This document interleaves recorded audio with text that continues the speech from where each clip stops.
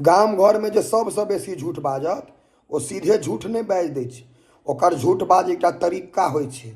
ओ जे झूठ कहत तऽ केना कहत, बंधन तर में छी झूठ केना बाजब, हाथ में अन्न अइ झूठ केना बाजब, हे भोर से बासिए मुँहे छी झूठ नहीं कहब।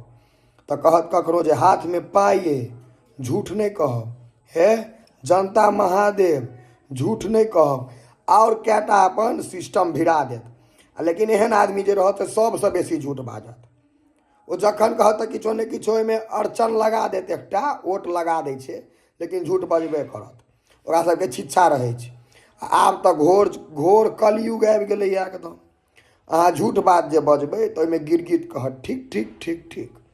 पहिले गिरगिट सच बात में कहै छलै, आब सच बात में कहो नहीं कहो झूठ में कहबे करै छै। कियाकि हमहूँ जे मम्मी सबके झूठ बात कहलहुँ ने तऽ गिरगिट ओहिमे ठीक ठीक कहबे करत। फिक्स